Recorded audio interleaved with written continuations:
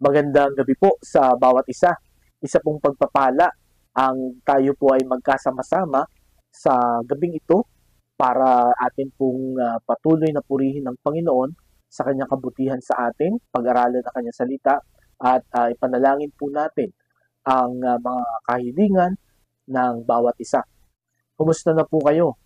Ano po ang mga bagay na atin pong pinapasalamatan sa Panginoon nito pong mga nagdaang araw sa buhay po natin? At paano po nakakatulong ang kanyang salita, ang mga salita niya na atin pong pinag-aaralan sa bawat sitwasyon na atin pong nakakaharap araw-araw. Ang akin pong dalangin mga kapatid, sa patuloy po na ating pagsasama-sama at pag-aaral ng kanyang salita, ay patuloy po na natutulungan tayo kung paano tayo tutugon sa bawat hamon na atin pong nakakasalamuha sa buhay po natin. Paano tayo magre-react? Paano tayo magpapasya ng naaayon po sa salita ng Diyos. Kaya sa gabing ito, buksan po natin ang ating mga Bibles sa Mark chapter 15, verses 33 to 34. Mark 15, 33 to 34. Ang sabi po dito, "At the 6th hour, darkness came over the whole land until the 9th hour. And at the 9th hour, Jesus cried out in a loud voice, Eloi, Eloi, lama sabachthani, which means, my God, why have you forsaken me?" Pagpalain po ng Panginoon ang pagkabasa ng kanyang salita, tayo po yung manalangin. Panginoon, salamat po sa pagkakataon na inyong binigay sa amin ngayong gabi para kami, Panginoon, ay makapagbigay ng kapurihan sa inyo sa pamamagitan ng pag-awit, mapakinggan namin muli ang inyong pong salita at amin pong may panalangin ang bawat isa. Sa gabing ito, sa aming pag-aaralan na particular na panalangin ng Panginoong Jesucristo, tulungan mo kami, Panginoon, na makakita ng mga paalaala, babala, at panuntunan buhat po sa panalangin ito. Tulungan mo yung lingkod na may bahagi nito ng maayos, malinaw, at may kapangyarihan. Ito ang aming dalangin sa pangalan ni Jesus. Amen. Kung atin pong babalikan ang ating pong buhay, yung mga nangyari in the past, ay meron po tayo parati na dalawang bagay na makikita. Yung panahon na tayo ay masaya at tayo po ay malungkot. Di po ba? At hanggat maaari, kung kaya natin na wag nang maalaala, wag nang mapag-usapan yung mga malulungkot na bagay na nangyari sa ating pong buhay. Ngunit sa gabing ito, mga kapatid, sa ayaw at sa gusto natin, yun po ay bahagi na ng ating buhay at yun po ay bahagi na ng istorya ng buhay natin. Kumbaga, hindi na natin yun may kakaida. In fact, sabi nga nila, hindi ka daw magiging masaya kung hindi mo naranasan ang kalungkutan. At sa buhay pong ito, ayon po sa aking pag-aaral, mayroon pong 4 na dahilan kung bakit tayo nalulungkot. Ano po? Ang una ay dahil sa stress, dahil sa dami ng mga demands, sa buhay na ito, kahit ikaw ay nagtatrabaho, ikaw ay nag-aaral, or ikaw ay sa bahay lang, ay napakaraming mga bagay na kailangan mong gawin na ma-realize mo, kung hindi, lalo na kung hindi ka marunong mag-budget ng oras, ma-realize mo na parang kulang na kulang ang oras, kulang na kulang ang kakayahan mo. Kaya ikaw ay nalulungkot sapagkat doon mo na-realize na talagang ang daming limitations. Di po ba? Ang pangalawa na dahilan daw kung bakit tayo nalulungkot ay sickness, Hindi lamang stress, but sickness, Karamdaman. At nakakalungkot talaga yun kung halimbawa ikaw ay may sakit. Hindi mo pwedeng kainin yung mga gusto mong kainin, di ba? Lalo na pagka may handaan, hindi ka pwedeng pumunta, Sapagkat may karamdaman ka nga, At hindi ka rin pwedeng kumain dahil baka bawal sa'yo yung kakainin mo, magkakos na lumala yung sakit mo pag kumain ka. So nakakalungkot yun, di ba? At yun nga, mahina ang katawan mo, masakit ang iyong nararamdaman. So yun po ang pangalawa na dahilan kung bakit nalulungkot daw ang mga tao. Ang pangatlo ay yung tinatawag na separation, Hindi lamang stress, hindi lamang sickness, kundi yung separation, yung paghihiwalay. Sa atin pong mga taga Mindoro, nung mga bata pa kami, pagkaluluwas ang aking mga kapatid at mag-aaral dito sa Maynila, ay talagang kami ay nalulungkot sapagkat matagal kaming hindi magkikita. At lalo na kung mag-a-abroad, 'di ba? Kung yung mga lumuluwas sa Maynila, pwedeng mag-uwi at weekly, pero yung mag-a-abroad, no? Madalas taon ang lumilipas bago sila makauwi. Kaya nakakalungkot. At siguro ang pinaka nakakalungkot na separation ay yung kamatayan, no? Sapagkat sa isip natin, no, yung mga mahal natin sa buhay na namayapa na ay hindi na natin makikita. Kaya tayo po ay nalulungkot. So yun ang pangatlong dahilan. At ang pang-apat ay sin, no, kasalanan. Sa mga totoo na tumanggap sa Panginoon bilang sariling tagapagligtas, bagamat tayo po ay hindi perfect, no? Tayo po ay nakakakomit pa rin ng kasalanan. Ito po ay nagkokos ng kalungkutan sa atin. Sapagkat ang ibig sabihin, nasuway na naman natin ang Panginoon. Sinunod na naman natin ang kalaban at ang ating mga sarili. Okay? So marahil itong apat na ito, or maybe may naisip pa kayong iba, pero itong apat na ito, dito umiikot ang dahilan kung bakit po tayo nalulungkot. At dahil din po sa apat na dahilan ito, hindi po natin maiiwasan na maranasan ang kalungkutan. Yan ang dahilan kung bakit, kung aalalahanin natin yung nakaraan, ay naranasan natin ang sadness, at ito rin po ang magiging dahilan kung bakit sa mga susunod na araw, linggo, buwan, or mga taon, ay mararanasan pa rin natin ang kalungkutan dahil po sa apat na dahilan ito. Ngayong gabi mga kapatid, ang pag-aaralan natin ay tungkol sa pinakamalungkot na araw at oras ng Panginoong Jesucristo nung siya po ay bumaba dito po sa lupa. Sapagkat ito pong pag-aaralan natin ngayon ay tungkol po, no, nung siya po ay napako na sa krus ng Kalbaryo. At last week atin pong pinag-aralan yung unang sinabi niya nung siya po ay pinako na dun sa krus ng Kalbaryo para iligtas kayo at ako buhat po sa ating mga kasalanan. At ito pong ating pag-aaralan ngayong gabi ay yung ika-4 sa 7 na kanyang huling salita bago po siya mamatay. At ang pang-4 na ito ay panalangin. No? Yung una ay panalangin, itong pang-4 ay panalangin din. Ngunit sa kabila po ng nakakalungkot na araw at oras na ito sa buhay ng Panginoon, may makikita po tayong liwanag, meron po tayong makikita na aral na magbibigay po sa atin ng kaaliwan. Buhat po sa pangyayari ito, buhat po sa panalangin ito. Na akin pong pinamagatan, the saddest prayer of Jesus. The saddest prayer of Jesus. Ang pinakamalungkot na panalangin ng Panginoong Hesukristo. At nawa sa gabing ito, ang aking nga pong panalangin, once na makita natin ang mga ipinahayag ng Panginoon sa pamamagitan ng panalangin ito, ay mas lalo pong tumibay ang ating pananampalataya sa ating pong Panginoon. Tayo po ay mas magpasalamat, mas magtapat po tayo dahil ang Panginoon ay napakabuti, ang Panginoon ay mapagmahal, siya po ay banal sa kanya pong pagliligtas sa atin. Kaya kung babalikan po natin itong ating mga talatang binasa, ang sabi po dito sa verse 33, at the 6th hour, darkness came over the whole land until the 9th hour. Okay, so ito pong 6th hour, based po sa oras ng mga Hudyo noon. Po, pagka sinabing 6th hour, yan daw po ay alas 12 ng tanghali hanggang alauna ng hapon. Yun po ang 6th hour. Ang 7th hour ay alauna hanggang alas 2. At ang 8th hour ay alas 2 hanggang alas 3.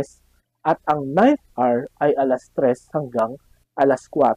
So, ang sabi dito, 6th hour, darkness came over the whole land until the 9th hour.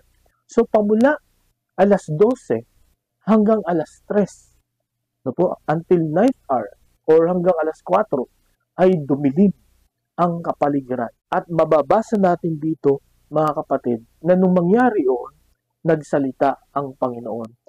No, ito po ay sa Aramaic language. Ang sabi dito, Eloi, Eloi, lama sabachthani. Na ang kahulugan ay, my God, why have you forsaken me?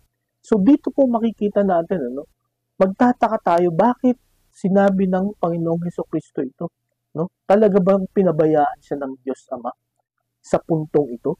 Kung atin pong pag-aaralan, ang sabi po ng mga Bible experts, ng mga theologians, totoo na pinabayaan ng Diyos Ama ang Panginoong Hesukristo sapagkat nung oras na ito, ang buong kasalanan ng sangkatauhan ay nasa Panginoong Hesus. At ang Diyos Ama ay hindi niya matingnan ang kasalanan. At para matubos po tayo sa atin pong mga kasalanan, kasi tayo po dapat ang mamatay, pero para hindi po natin maranasan itong kamatayang ito sa impyerno, inilagay ng Diyos Ama at inako ng Panginoong Hesukristo ang kaparusahan sa kasalanan ng bawat isa sa atin. Kaya sa puntong ito, nung nagdilim ang kapaligiran, yun yung panahon na hindi tumingin ang Diyos Ama sa Panginoong Hesukristo. As I've said a while ago, meron po tayong tatlo na makikita na inihayag ng Panginoong Hesukristo nung kanyang ipinanalangin ang napakalungkot na panalangin ito. My God, why have you forsaken me? Okay? Ang una po na ipinahayag niya nung ipinanalangin niya ito ay he showed his total dependence on God.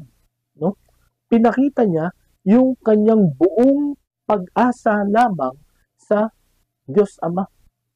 Sa papaano pong paraan? Kung niyo pong maalala na pinag-aralan natin yung John chapter 17, na kung saan yun po ang huling gabi ng Panginoong Hesukristo bago siya hulihin at bago niya sapitin ang bahaging ito natin pong pinag-aaralan, yung kanya pong panalangin. Ang sabi niya sa John 17 verses 23 and 26, I in them and you in me, may they be brought to complete unity, to let the world know that you sent me and have loved them even as you have loved me. And then verse 26, I have made you known to them and will continue to make you known in order that the love you have for me may be in them and that I myself may be in them. Dito po sa mga prayers na ito ng Panginoong Hesukristo ay kanyang ipinahayag ang kanilang pagmamahalan ng Diyos Ama at saka siya. Yung strong relationship nila sa isa't isa na kung babasahin pa rin natin yung ibang mga talata ng sabi ng Panginoong Hesukristo na wala siyang sinabi, wala siyang ginawa na hindi naaayon sa kalooban ng Diyos Ama. And in fact, maging dun sa prayer niya sa Garden of Gethsemane, ang sabi niya, not my will, but yours be done. Ano po ang ibig sabihin nito? Simula po nung pinanganak ang Panginoong Hesukristo, hanggang sa oras na ito, siya po ay dependent sa Diyos Ama, sa kung ano ang dapat niyang gawin, kung ano ang dapat niyang sabihin, sino ang kanyang papagalingin, sino ang kanyang mga tutulungan, sino ang babahagihan niya ng mabuting balita.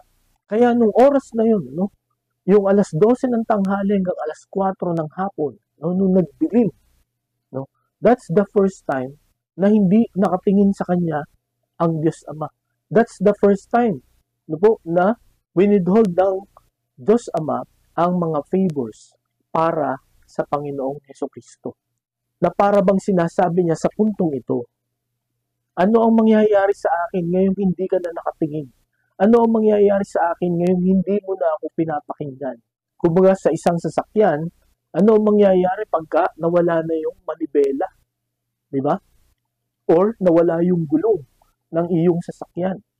At ito po ang gustong i-reveal o ipahayag ng Panginoon nung sinabi niya itong panalangin ito na napakahalaga ng relationship sa Panginoon, na napakahirap pagka wala ang Panginoon sa buhay po natin.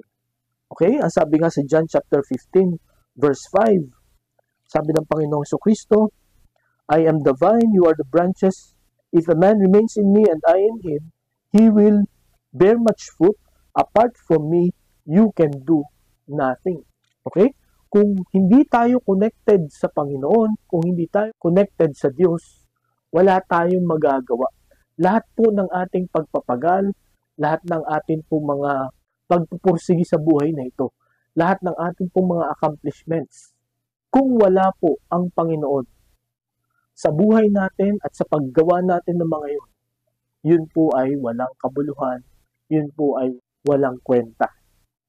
Sapagkat sa buhay po na ito, napakahalaga na tayo po ay nakadepende sa Panginoon. Sapagkat katulad ng sabi nga sa John chapter 15 verse 5, ang Panginoon ang nagbibigay sa atin ng lakas.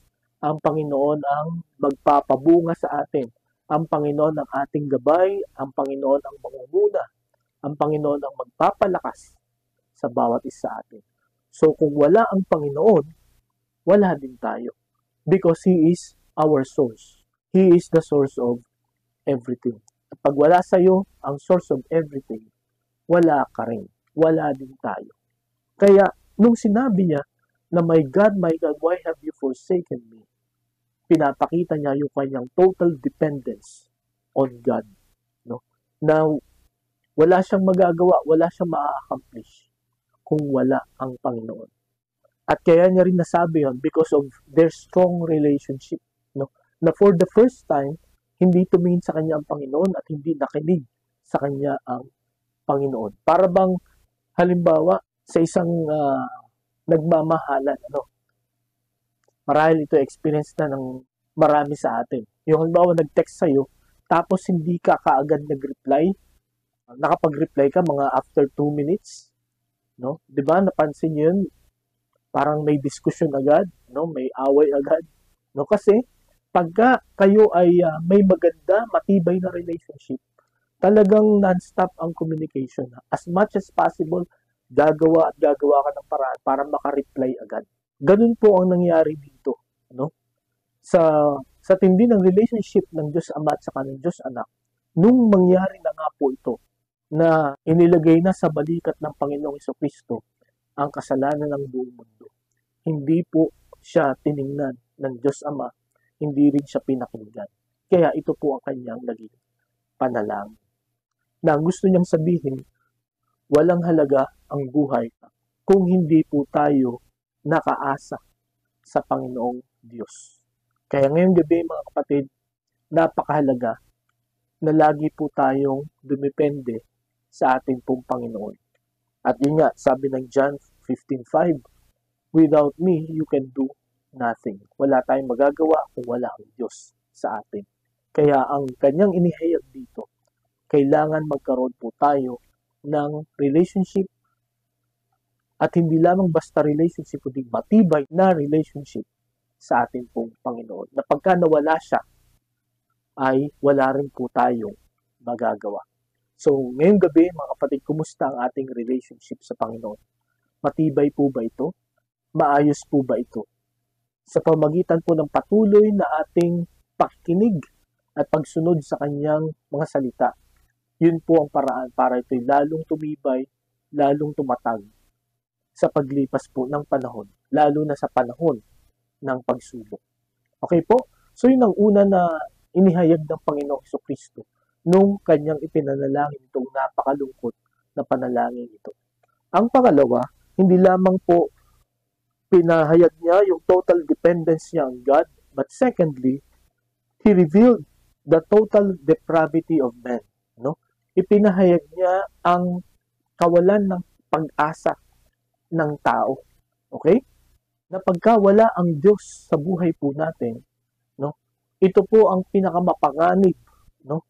Pinaka walang pag-asa na klase ng buhay pag wala ang Diyos. Okay? Kung hindi natin kinikilala ang Diyos, no, sa buhay po natin. Kung hindi natin tinatawagan ang Panginoon.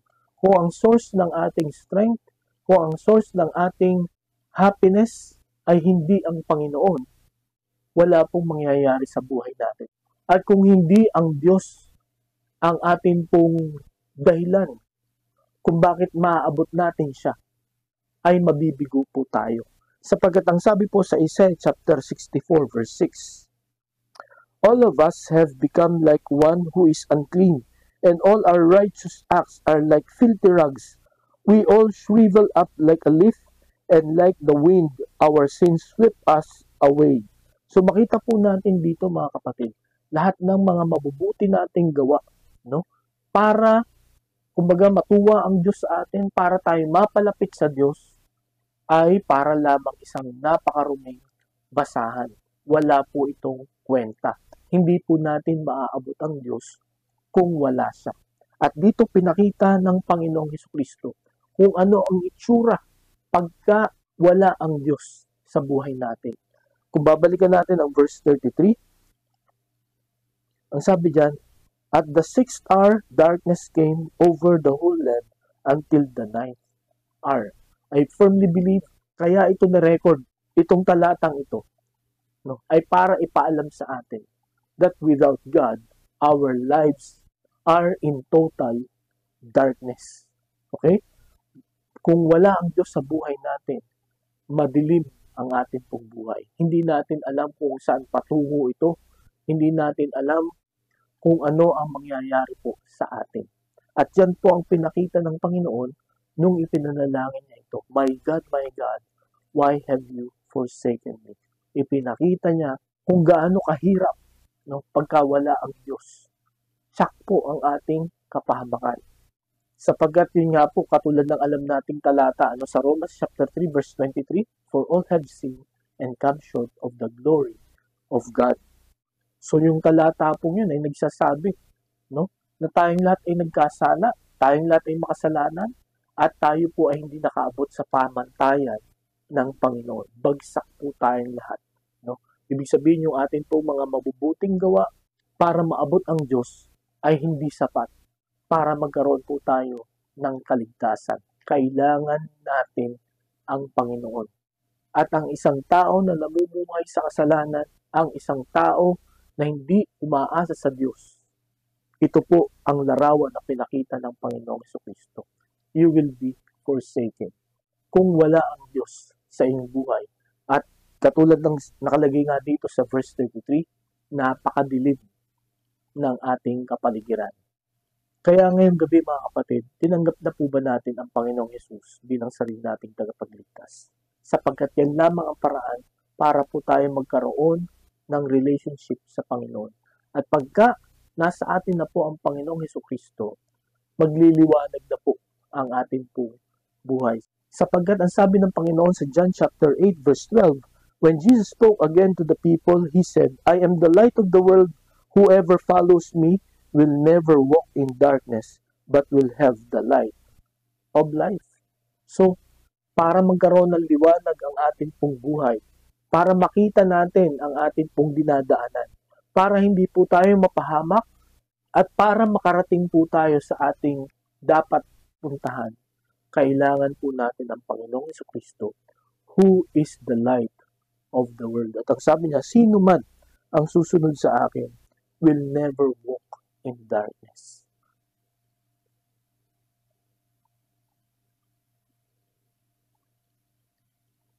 Kaya ito po ang ipinahayag ng Panginoong Hesukristo nung ipinanalangin niya ang panalangin ito. My God, why have you forsaken me? Pinakita niya na kung wala ang Diyos, wala ding mangyayari sa buhay natin. At sa pagkakataong ito, nawa tayo pong lahat, isuko po natin ating buhay sa Panginoon para magkaroon ito ng liwanag. At sa atin po na tumanggap na sa Panginoong Hesukristo, nawa manatili po tayo sa kanyang katuruan, manatili po tayong sumusunod sa kanyang utos upang matapos po natin ng matagumpay ang kanyang kalooban para sa bawat isa sa atin. So yun po ang pangalawa na makikita natin na ipinahayag ng Panginoon dito sa ika-4 na panalangin niya before He died.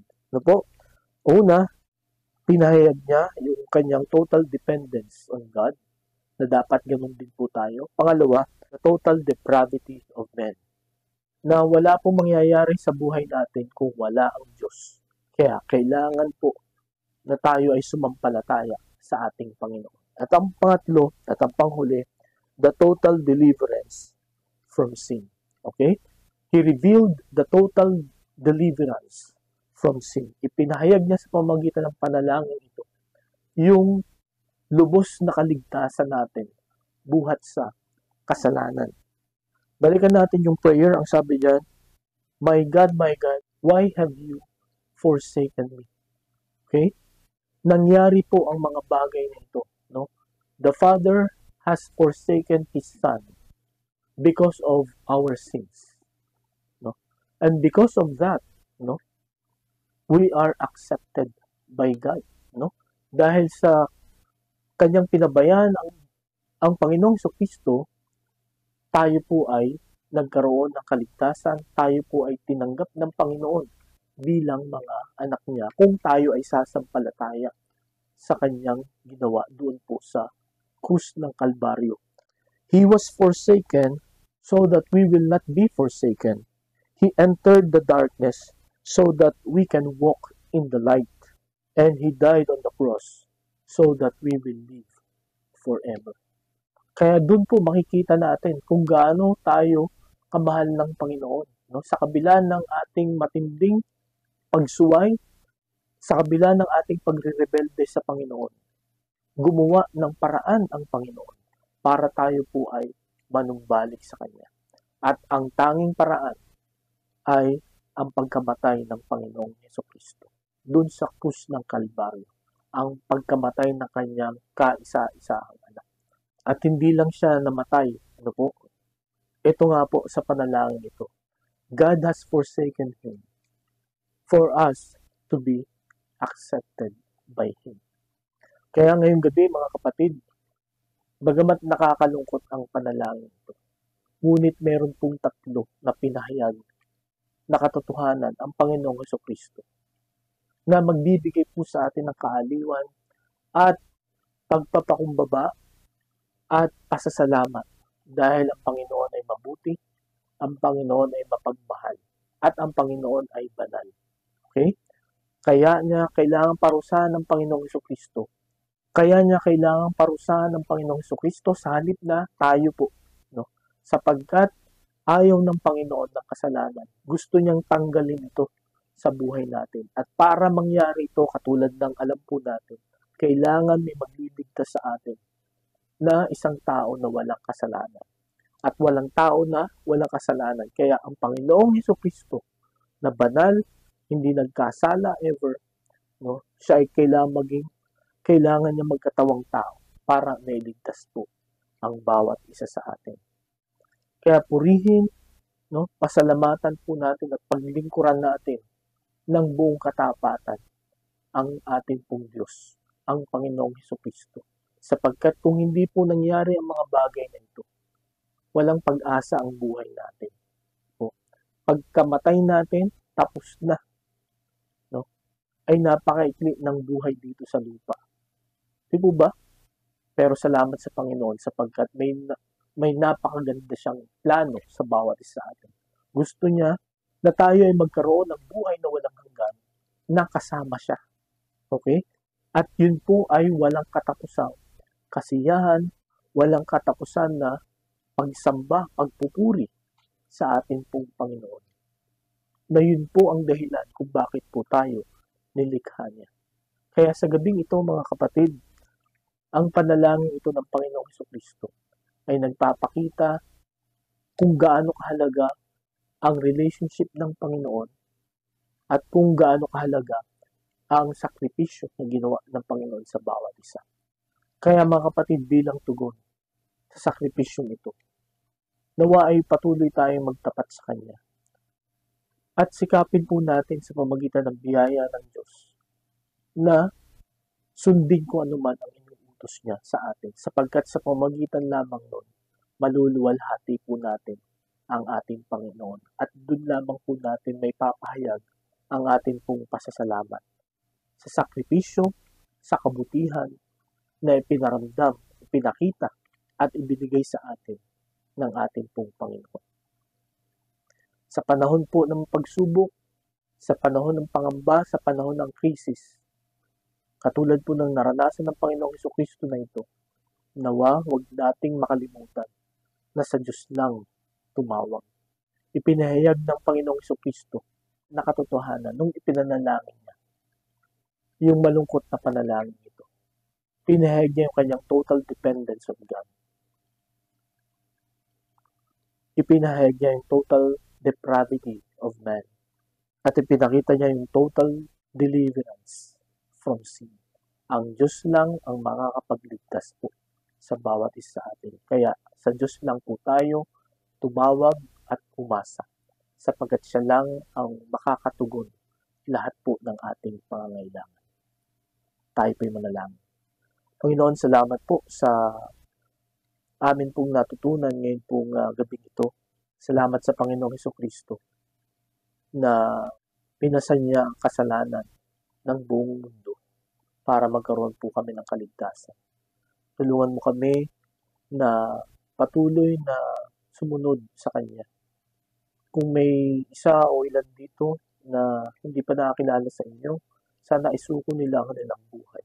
Sapagkat sa pinakita ng Panginoong Hesukristo, dun sa kanyang panalangin, napakahirap kung wala ang Diyos sa buhay po namin. Kaya Panginoon, tulungan mo kami na manatili sa liwanag, manatiling sumusunod sa amin pong Panginoon. Salamat po sa inyong salita, nawa'y nagpatatag at nagpatibay ito ng aming pananampalataya. Ito aming dalangin sa pangalan ni Jesus. Amen. Maraming salamat po ulit sa inyong pakikinig. Pagpalain po tayong patuloy ng Panginoon at magandang gabi po sa bawat isa.